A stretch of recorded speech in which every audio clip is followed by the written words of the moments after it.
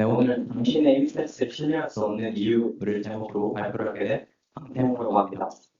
본격적인 발표에 앞서서 제 소개를 좀 드리려고 하는데, 저는 학부랑 석사 둘 다 통계학 전공했고요. 통계학 석사를 졸업한 뒤에 가천대 길병원 인공지능 빅데이터 융합센터에서 데이터 사이언티스트로 근무를 1년 반 정도 했고, 여기서 시계열 회귀 모델링, 임상 연구, 분석 설계를 하고, 실험 설계 분석 같은 거를 이제 도우면서 통계 자본과 강의까지 하는 이런 업무들을 수행을 했습니다. 그리고 작년 9월에 제마켓으로 이직을 해서 AI 프로젝트 팀의 데이터 사이언티스트 포지션으로 근무를 하고 있고요. 여기서 A/B 테스트 분석 및 설계, 그리고 대시보드 개발, 시계열 모델링을 주로 수행을 하고 있습니다. 그리고 개인 공부랑 회고를 위해서 블로그를 운영하고 있고요. 아래 QR코드를 찍으시면 제 블로그로 연결이 되실 겁니다. 오늘 발표를 포함해서 저한테 혹시 궁금한 점이나 그런 것들이 있으시면 아래 메일이나 링크드인으로 여기 찍으시면 제 프로필 연결되는데 편하게 메시지 주시면 답변 드리도록 하겠습니다. 네, 먼저 A/B 테스트에 대해서 먼저 짚고 넘어가려고 하는데요. 먼저 A/B 테스트라고 우리한테 익히 알려져 있는데 정식 명칭으로는 온라인 통제 실험이라고 해서 영어로 OC라고 줄여서 일컫기도 하고요. 아래 그림은 A/B 테스트의 가장 간단한 형태를 들고 온 그림입니다. 그래서 먼저 한번 쭉 프로세스를 한번 볼 건데, 퍼센트 우리 고객들이 있을 거죠. 거기에 대해서 50대 50으로 실험분이랑 대조분을 랜더마이제이션을 해서 골고루 뿌려줍니다. 그래서 이 실험분과 대조분에 두 가지 시스템을 태우는 거죠. 컨트롤 그룹에 대해서는 이미 존재하는 시스템을 태우고, 트리트먼트 그룹에 대해서는 우리가 좀 사전에 세웠던 가설에 입각한 어떤 새로운 피처를 반영한 시스템을 태우게 되는 거죠. 여기서 아시다시피 꼭 이게 시스템이라고 할 필요 없이 UI에 변화될 수 있는 거고, 여기서 시스템이라고 하면 백엔드 알고리즘과 같은 어떤 개인화 추천 시스템이 될 수도 있고 랭킹 시스템이 될 수도 있는 거죠. 그래서 사전에 설정하고 로그 데이터를 적게 해줍니다. 유저 행동 데이터를. 그래서 실험 기간이 종료가 되고 나면은 적재된 데이터를 바탕으로 분석을 실시하게 되는 거죠. 그리고 우리가 세워놓은 가설에 대해서 의사결정하게 되는 겁니다. 이게 이제 일반적인 형태의 A/B 테스트 프로세스라고 할 수 있는데, 그래서 이제 왜 A/B 테스팅가에 대해서 한번 얘기를 해보자는 건데, 이 온라인 통제 실험이라고 하는 거 그 이전에는 RCT라고 해서 Randomized Controlled Trial이라고 하는 게 원조격이라고 할 수 있습니다. 얘는 이제 1920년대부터 농업이랑 의학에서 먼저 번영을 했는데, 아래 그림은 그 인과추론 공부해 보신 분들이라면 한 번쯤 접해보실 수 있는 그림인데, 네, 위로 올라갈수록 인과추론의 수준이 높아지는 거고요. 여기서 RCT 위에 있는 메타 분석을 보시면 메타 분석은 여러 가지 분석 결과를 종합해서 인과성을 추론하는 그런 형태의 가장 높은 수준의 인과성을 보이는 방법론이고, 그 아래 단일 분석으로는 RCT가 제일 높은 수준의 인과성을 추론할 수 있게 해주는 방법론이라고 할 수 있습니다. 그 아래 퍼즐 엑스페리먼트라고 해서 준 실험, 또 자연 실험이라고 표현한 것도 있고, 그러면 그 밑에 인스트루멘탈 베리어블이라 해서 도구 변수를 이용한 어떤 인과추론 방법도 있고, 그 다음에 매칭이랑 웨인 같은 걸 이용한 디자인 디그레션이라고 하는 방법도 있고요. 이 아래에 있는 RCT 안에 있는 방법들은 우리가 좀 현실적으로 RCT가 불가능한 사람들이 있어요. 의학 도메인에서는 윤리적인 문제가 있을 때도 있고, 그럴 때 이런 것들을 좀 보완하면서 인과처럼 수행하기 위한 방법론들이라고 이해를 하시면 됩니다. 그래서 이제 한번 생각을 해보는 거죠. 그래서 A/B 테스트가 왜 이제 RCT가 온라인 영역으로 확장이 되었나라는 걸 생각을 해보면은, 온라인 서비스에서 우리의 관심은 결국에는 우리가 주는 변화의 순수한 효과예요. 그게 리빈 측면일 수도 있고 아니면 유작용 측면일 수도 있는데, 이걸 이제 우리 순수한 효과가 궁금하니까 온라인 영역으로 RCT를 한번 가져가 보자는 거죠. 그게 이제 오늘날의 온라인 통제 실험이 됐고 일반적으로 A/B 테스트라고 일컫고 있는 겁니다. 그래서 이런 얘기가 나올 수 있어요. 그림을 보면은 A/B 테스트 너무 쉬운 거 아니냐. 그냥 우리 고객들 가지고 반반 나눠가지고 랜더마이제이션해서 다른 시스템 태우고 적재해서 분석하면 되잖아. 이렇게 생각할 수 있죠. 근데 저도 이런 생각을 했던 사람 중에 한 명이고, 저 웅매함에 몽리에 빠져 있었던 적이 있어요. 그러니까 실제 영향은 별로 되지 않는데 자신감만 가득 찬 상태인 거죠. 그래서 지금 제 상태는 절방의 기록인데 저 깨달음의 오르막을 향해 좀 달려가고 있는 상태입니다. 그래서 이제 왜 이런 실수를 저질렀을까 핑계를 좀 대보면, 제 첫 직장은 A학 도메인의 데이터 사이언티스트여서 주로 이제 RCT와 관련한 연구들에 대해서 분석을 많이 진행을 해왔고, 그 다음에 온라인 서비스 도메인으로 넘어와서 A/B 테스트 공부도 하고 이제 실제로 이제 실무에서 수행도 하고 그래봤죠. 그래서 여기에서 왔는데 이런 생각을 할 수 있어요. RCT랑 A/B 테스트랑 거기서 거기 아니냐 라는 생각을 하기 위해서 좀 차이점을 좀 보면은 제가 이러한 오해를 한 어떤 배경을 알 수 있는데 여기 그림에 보이시는 좌측, 우측이라고 하면 될까요? 네, 우측에 있는 그림이 RCT를 도식하는 거예요. 그리고 좌측에 있는 그림이 A/B 테스트를 도식하는 건데 이렇게 보면 되게 비슷해 보이죠. 그러니까 그냥 환자들을 랜더마이제이션해서 실험군이랑 통제군에 배치를 하고 그리고 통제군에 대해서는 위약 내지는 기존 약을 주고 실험군에 대해서는 신약을 주는 거죠. 그래서 이제 두 군의 환자들의 예후를 보고 의사결정을 한 거예요. 신약을 더 올릴지 말지. 이렇게 보면 RCT랑 A/B 테스트가 되게 비슷해 보일 수 있어요. 근데 이건 제가 가져온 되게 가장 간단한 형태의 RCT 해당을 하고 그래서 이 둘이 어떻게 다른지를 보면은 조금 제가 오해한 내용을 이해할 수 있는데 RCT는 먼저 오프라인 환경이에요. 그래서 표본 확보가 어렵고 비용이 큽니다. 표본 확보 비용 자체가.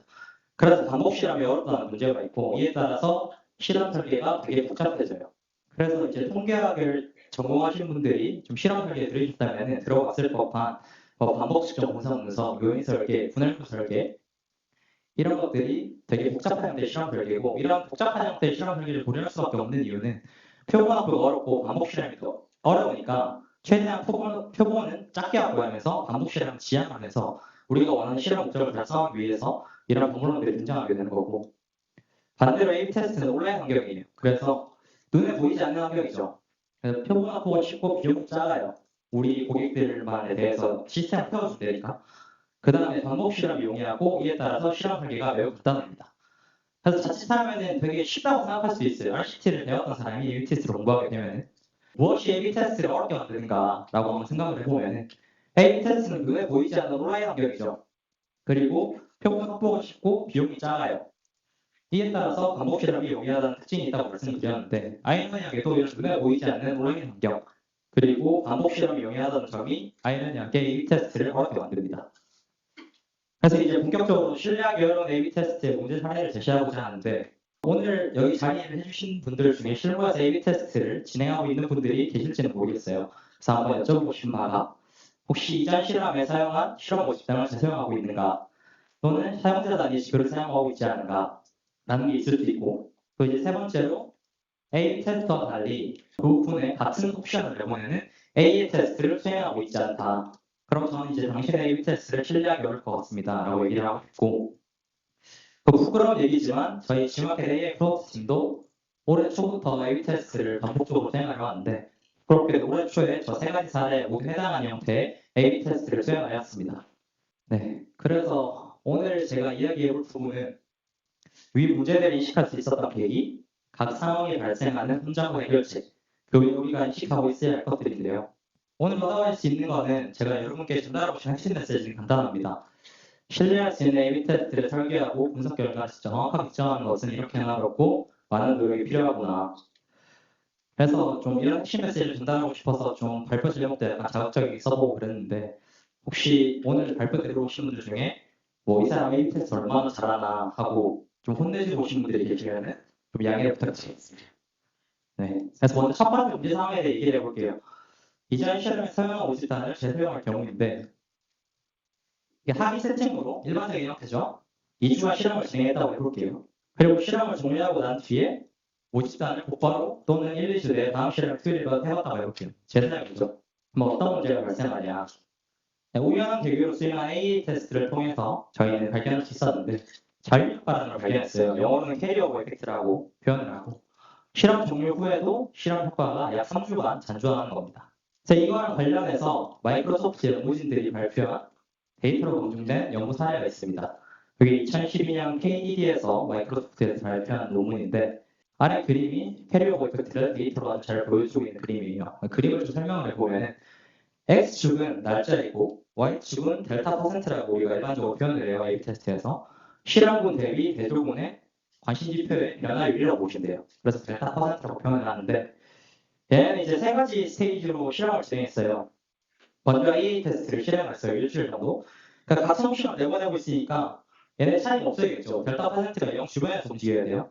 그래서 저 회색 선 가까이로 보시면 이제 0 쪽에 수렴되니까 실험을 했으니까 오케이 우리 그러면 A/B 테스트가 준비가 됐네 하고 이제 A/B 테스트로 넘어가죠.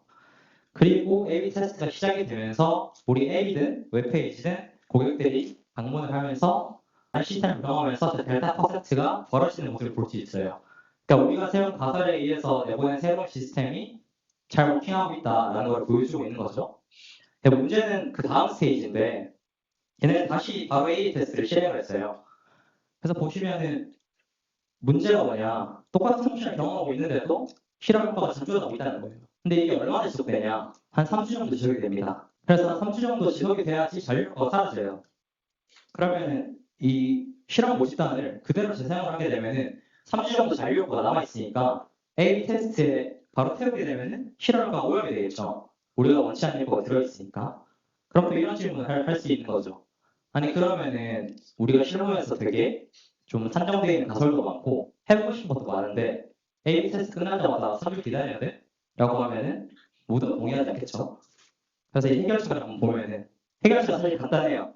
실험을 진행할 때마다 랜더마이제이션을 해주는 건데 실험과 통제군을 재할당을 해주는 거죠. 그래서 우측의 그림은 2012년에 스포티파이에서 제시한 실험 전략 중에 랜더마이제이션이라는 방법론이에요. 요즘에는 일반적으로 다이락식으로 모집단을 랜더마이제이션 하고 있다고 보시면 되고 가운데 핵심 펑션이라는 게 있어요. 이게 이제 랜더마이제이션을 해주는 어떤 함수 중에 하나라고 보시면 되는데 대부분 이 핵심 펑션을 사용한다고 보시면 되고 그 핵심 펑션에다가 유저 아이디랑 랜덤 솔트 문제를 조합을 해서 태워줍니다. 여기서 이제 랜덤 솔트 문제는 일종의 어떤 우리가 랜더마이제이션한 결과를 재현해주는 시드 역할을 보시면 돼요. 그래서 얘네를 핵심 펑션을 태워서 보내주게 되면은 랜더마이제이션이 된 유저 아이디가 튀어나와요. 그럼 얘네를 특정 조건에 의해서 버킷을 나누고 이 버킷에 따라서 우리가 나누는 버킷에 따라서 우리가 원하는 만큼 실험 대상자들을 꺼내서 사용하게 되는 거죠. 그러니까 우리는 랜덤 솔트 문제를만 바꿔주면은 무한정 랜더마이제이션 된 새로운 실험 집단을 구성할 수 있는 거예요. 그러니까 이걸 통해서 잔류 효과를 피할 수 있다는 거고. 아 근데 이게 어떻게 잔류 효과를 해결해? 라는 걸 좀 그림으로 설명을 해보면 실험문과 대조문이 있어요. 예를 들면 얘는 방금 실험이 끝났다고 해볼게요. 그러면 얘네를 바로 갖다 쓰면은 잔류가 발생하겠죠. 아까 우리가 본 것처럼. 근데 얘네를 랜더마이제이션을 해주면은 우리가 랜더마이제이션 이상적으로 해줘봤다 해볼게요. 잘 됐다. 그러면은 실험군의 잔류효과를 가지고 있는 애들이 실험군의 대조군에 잘 뿌려줍니다. 그래서 이런 식으로 잔류효과를 희석을 시킬 수 있어요. 그러면 우리는 순수한 실험효과를 검출해낼 수 있는 거죠. 바로 3주를 기다리지 않더라도. 다음으로 이제 두 번째 문제 상황인데 사용자단위 지표를 사용하지 않는 경우에요. 여기서 말씀드리고 싶은 바는 먼저 사용자단위 지표를 사용하지 않는다고 해서 그 자체가 잘못됐다는 건 아닙니다. 근데 사용자단위 지표를 사용하지 않는 경우 어떤 일이 발생하냐. 그 전에 먼저 실험 단위랑 분석 단위에 대해 알아볼게요. 일반적인 실험 단위는 앞서 봤듯이 우리가 랜더마이제이션 해주는 객체는 사용자예요. 그러니까 얘는 이제 실험 단위라고 하는데 분석 단위는 우리가 분석에 사용하는 지표의 단위라고 보시면 돼요. 그래서 얘 실험 단위랑 분석 단위가 달라가지고 발생하는 문제가 사실은 사용자 단위 지표를 사용하지 않았을 때 발생하는 문제가 여기서 기인을 하는데 노출 단위 지표를 한번 생각해 볼게요. 임프레션이라고 표현을 하는데 임프레션이나 클릭이라고 할 수 있는 시체라는 지표가 있을 수 있겠죠. 특정 도메인에서는 이 시체가 되게 중요한 지표일 수 있어요. 근데 이제 우리 실험 단위랑 똑같은 사용자 단위 지표가 있을 수 있고 사용자당 클릭, 사용자당 매출, 사용자당 주문과 같은 지표들이 있을 수 있겠죠. 그러니까 얘는 문제가 안 돼요. 실험 단위는 분석 단위가 같으니까. 근데 얘는 이제 문제가 되는 거죠. 분석 단위랑 실험 단위가 다른 거예요. 문제가 발생한다. 어떤 문제가 발생하냐? 지표의 분산에 바이어스가 생긴다는 건데 우리 관심 지표를 평균 Y바라고 해볼게요. 지표의 분산에 바이어스가 생기면은 어떤 일이 발생하는지 이해하기 위해서 수식을 조금만 써보겠습니다. 네, 이거 기초 통계 배우신 분들은 별거 안 쓰실 수 있는데 첫 번째 화살표를 봐주시면은 표현표는 Y바죠. 이거는 이제 쉬어야 식이 관측값 YI에 대해서 서메이션을 치고 개수만큼 나눠주면 되죠. 이 표현표들이고 그 다음에 Y의 표본 분산이에요. 이거 관측값의 표본 분산이죠. 이건 보통 우리가 시그마 n 제곱이라고 표현을 하고 여기서 n은 관측값을 얘기해 보시면 됩니다. 그래서 이것도 어렵지 않죠. 관측값에 대해서 평균을 뺀 이걸 우리는 편차라고 이야기를 하고 요거에 제곱을 해줘서 n-1을 쳐주면은 표현 분산이 됩니다. 그 다음에 이제 우리가 관심이 있는 관심지표 Y바라고 할 수 있는 이 친구의 표현 분산인데 이것도 분산의 성질을 이용하면 어렵지 않게 유도해낼 수 있어요. Y바는 n분의 1 서메이션 yi가 되고 n분의 1은 상수에서 빠져나오죠. n제곱분의 1이 되고 n 곱하기 시그마의 제곱이 됩니다. 약간 갑자기 기초 통계 강의를 들은 것 같은데 n이 이제 소모가 돼서 n분의 시그마의 제곱이 돼요. 그래서 여기서 이제 제가 하고 싶은 얘기는 잠깐만 얘기하고 넘어가려고 하는데 표준 편차 스탠다드 데비에이션이랑 표준 오차 스탠다드 에러를 혼동하지 말자라는 얘기인데 얘는 이제 표준 편차예요. 이게 스케일러를 씌워주면은 표준 편차가 튀어나오죠. 시그마. 그러니까 통계량의 표준 정도가 아니라 원시제곱의 표준 정도를 표준 편차로 우리 얘기를 해요. 그 다음에 얘는 우리가 관심 있는 지표, 통계량의 분산이니까 여기에 스케일러를 씌워주면은 루트 n분의 시그마씩 튀어나오죠. 그러면 우리는 이거를 표준 오차, 스탠다드 에러라고 얘기를 해요. 그러니까 표준 오차는 통계량의 표준 정도를 얘기하는 거죠. 그러니까 루트 n분의 시그마에서는 많이 보셨을 거예요. 가설 검정할 때 분모에 들어간 신기, 검정 통계량이 분모로 들어간 친구이기도 하고 실내용을 시험할 때도 쓰이기도 하죠. 그래서 이 얘기를 꺼낸 이유는 이제 검정 통계량 얘기를 살짝 해볼 건데 우리가 통계적 의사결정을 할 때 검정 통계량에 기반해서 관측한 데이터를 바탕으로 검정 통계량을 구하고 PBL을 구해서 의사결정을 하잖아요. 그래서 우리가 지표 간의 차이에 관심이 있다고 해볼게요. 실험부나 통제부. 그럼 일반적인 검정 통계량의 형태는 두 지표면의 차에 스탠다드 에러를 나눠준 형태로 정의가 됩니다. 그런 게 아니라 퍼즐 정도인 어떤 그 파라미터 볼을 내준 거죠. 퍼즐 정도까지 볼을 내준 거죠. 합리적인 어떤 통계량이라고 할 수 있는데 여기서 문제가 뭐냐면 스탠다드를 스퀘어루트에 씌워진 스퀘어루트에 안에 들어가 있는 게 베리언스예요. 근데 이 베리언스에 바이어스가 생기면은 예를 들어 분산이 과대수렴 됐다고 해볼게요. 바이어스가 생겨가지고 그러면은 검정 통계량이 작아지죠. 그러면은 우리가 규모화를 기각시킬 확률이 작아져요. 그러면은 우리가 규모화를 기각시키지 못했는데 이게 잘못된 결정이겠죠. 바이어스 때문에. 그럼 우리는 이런 상태를 false negative라고 표현을 해요. 그리고 분산을 과소수렴했을 경우 생각을 해보면은 분모가 작아지니까 검정 통계량이 커지고 그러면은 규모가 더 기각되게 되죠. 근데 이것도 잘못된 결정이라고 했을 때 우리는 false quantitativ라고 얘기를 해죠. 그래서 이게 왜 심화가 문제냐고 하면은 우리가 A/B 테스트 시스템 잘 구축해서 반반 내보내고 데이터 적재해가지고 분석을 했어요. 그리고 의사결정까지 하려고 통계적 가설분까지 했는데 분산에 바이어스가 생기니까 아예 의사결정 자체를 반대로 해버릴 수 있다는 거죠. 이건 되게 심각한 문제라고 할 수 있고 그러면은 이 실험 단위랑 속단위가 다른데 바이어스가 왜 발생해? 라는 질문을 할 수 있죠. 그 실험 단위는 아까 봤듯이 사용자였고 그 실험 단위랑 분석 단위가 다르면은 IID가 좀 있겠어요.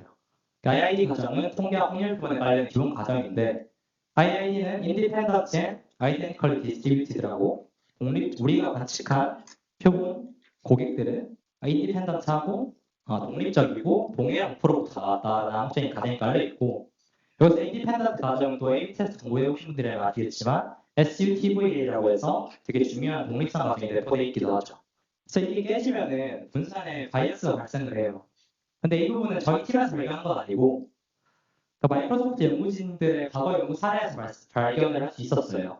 근데 얘는 원래부터 이걸 알고 있었을까라는 질문을 던져볼 수 있고 아닙니다. 얘도 완전히 이 부분을 놓치고 있었고 여기서 하나 얻어갈 수 있는 또 하나의 교훈은 저런 빅테크 연구진들도 A/B 테스트를 수년간 수행하면서 놓치고 있었던 부분이 있고 이런 모르고 지나칠 수 있는 함정은 언제든지 발생할 수 있다라는 얘기를 한번 드리고 그래서 얘는 이 함정을 어떻게 인지할 수 있었는가에 대해 얘기를 해볼게요. 또 이 부분도 역시나 아까처럼 모집상 반복 사례처럼 실무수단 반복 사례처럼 A 테스트의 병행을 통해서 캐치할 수 있었어요. 그래서 A 테스트를 통해서 이걸 어떻게 발견할 수 있었냐 관심 지표가 1000개라고 해볼게요. 그리고 A 테스트를 진행을 해서 관측한 지표들의 P-value를 구했다고 알고 있습니다. 이때 그러면은 P-value를 구해놨으니까 1000개 얘네가 P-sto를 그려볼게요. 그러면은 이상적으로 이렇게 유니폼 디스트리뷰션을 따라야 돼요. 그러니까 X축이 P-value의 값들인데 이 전 구간에서 취할 확률이 다 비슷한 형태인 유니폼 디스트리뷰션을 따라야 돼요. 얘를 우리는 A 테스트에 성공을 했다라고 표현을 합니다.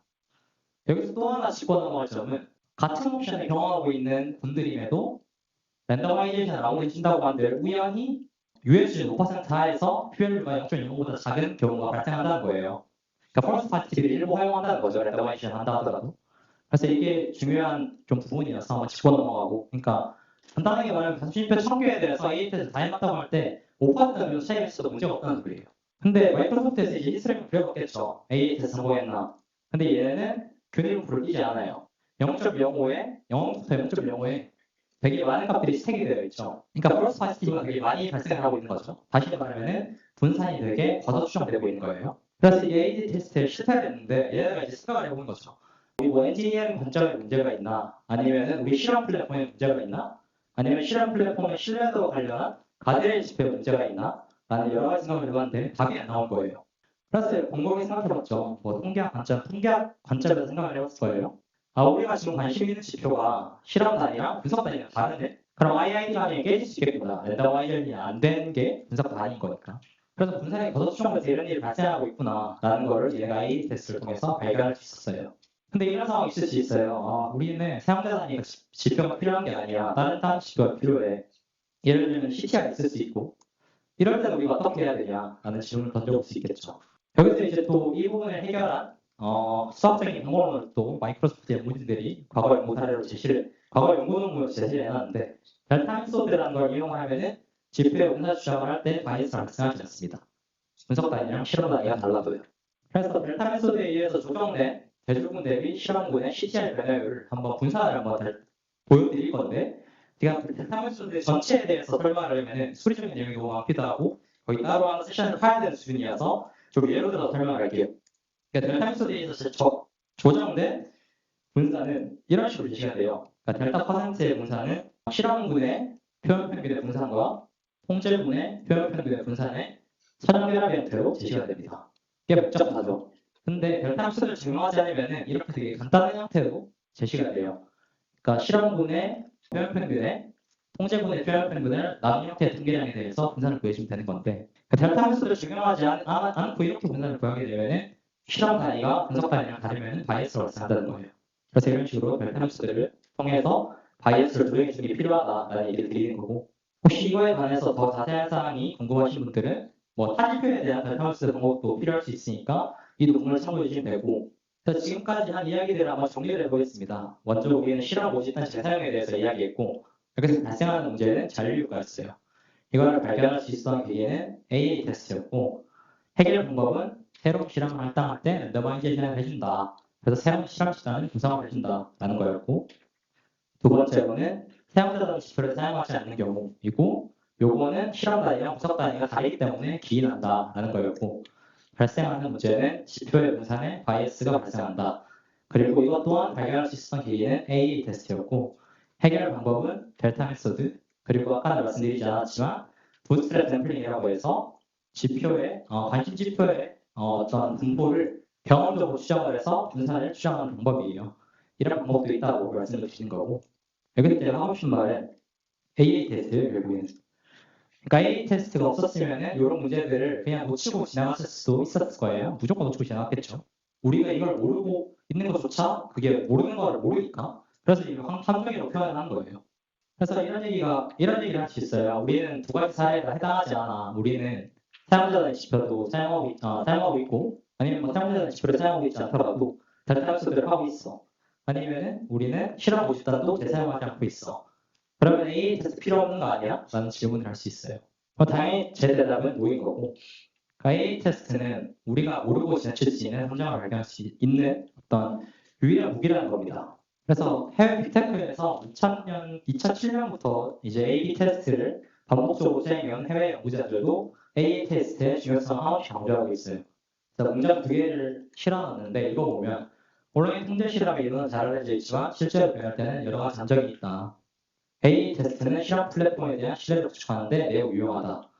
그리고 우리는 분포 불일치와 플랫폼 이상을 포함한 문제를 발견하기 위해 다른 실험과 병행해서 계속해서 A 테스트를 실행하는 것을 강력하게 추천한다. 이런 식으로 강력하게 공부하고 있고요. 마이크로소프트의 실험 플랫폼 팀이 있어요. 2007년부터 쌓아온 자기들의 온라인 통제 실험과 관련한 레슨들을, 함정들을 논문화를 해서 무료로 읽을 수 있도록 공개를 하는데, 이런 것들은 별거 A 테스트 없이는 발견될 수 없었을 겁니다. 그래서 여기서 또 하나 남기고 싶은 말은 A 테스트를 항상 병행함으로써 A 테스트를 위한 예열을 해주자는 거예요. 우측에 보이시는 좌측의 그림이 아까 우리가 봤던 그림인데, 이 세 번째 스테이지는 생각하지 마시고 일단 첫 번째, 두 번째 스테이지라도 하자는 거죠. 세 번째 스테이지는 잔류효과를 검증하기 위해서 했던 거고, 그러니까 A 테스트 이전에 A 테스트를 예열을 하자는 거예요. 그러니까 A 테스트를 예열을 하자고 하는 말은 무슨 말이냐면은 같은 옵션을 내보내고 있으니까 델타 퍼센트가 0 근처에서 놀고 있다, 수령이 된다는 걸 확인한 뒤에 오케이, 우리 그러면은 A 테스트가 준비가 됐네 라는 게 되는 거고, 이게 충족된 실험 집단들을 A/B 테스트로 바로 태우는 거죠. 우리가 계획하고 있는. 그래서 약간 아직 못다한 이야기 느낌으로 우리가 좀 추가적으로 인식하고 있어야 할 것들이 있는데 너무나도 많습니다. 그래서 이 회색 글자가 제가 방금 얘기한 것들이고 나머지 보라색 글자가 오늘 얘기하지 못한 것들이고 이것도 사실 제가 다 적은 거 아니에요. 그냥 생각나는 대로 다 적은 거고 이 얘기를 다 드리면은 발표 시간이 되게 오버할 것 같기도 하고 그러니까 혹시 좀 관심 있으신 분들은 뭐 메일이든 제 링크드인 메시지든 이따가 네트워킹 시간이든 그럴 때 편하게 말씀 주시면은 같이 얘기 나눠보면 좋을 것 같습니다. 그래서 이거 언제나 공부하나요? 할 수 있죠. 저도 아직 공부를 하고 있는 사람이고 이 책만 보셔도 돼요. 이게 A/B 테스트에서 바이블이라고 할 수 있는데 사마책이라고 표현을 해요. 저기 롱 코아비가 저 마이크로소프트 실험 플랫폼 팀을 처음부터 이렇게 이끌면서 지금까지 A/B 테스트를 활발하게 연구하고 있는 분이시고 뭐 다이앤찬 저 구글 연구자라고 있고 야수 이렇게 있는 게 맞는지 모르겠는데 저분은 링크드인 연구자고요. 그래서 이게 원서랑 번역본이 둘 다 있어요. 그래서 원하시는 거 택해서 읽으시면 될 것 같고 이게 책이 그렇게 얇지는 않은데 많은 인간이 생각할 때 어려움식이에요. 그래서 되게 레퍼런스 크기가 상상됩니다. 그래서 이런 거 읽으실 때 뭐 단락마다 되게 막 모르는 게 이렇게 많고 그럴 텐데 그럴 때 레퍼런스를 쫓아서 뒤로 이렇게 가보시면은 사이테이션이나 표시가 돼 있어요. 그러면 그 사이테이션 타고 들어가서 거기 이제 인트로덕션이랑 애브스트랙트 정도만 읽으셔도 내가 모르는 게 좀 내가 모르는 부분이 많이 해소되실 겁니다. 그리고 무엇보다 저처럼 실무에서 A/B 테스트를 하고 계신 분들이라면 팀 스터디를 하셔도 좋고 그냥 실무에서 하고 있는 분들이라면 이 책을 통해서 얻어가실 게 되게 많을 거예요. 그래서 오늘 전달된 얘기가 되게 많았던 것 같습니다. 그래서 이것만 가져가셨으면 하는데 숫자를 얻는 것은 쉽다. 하지만 신뢰할 수 있는 숫자를 얻는 것은 어렵다. 끊임없이 의심하자 최소한 A 테스트. 네, 제 발표는 여기까지입니다. 감사합니다.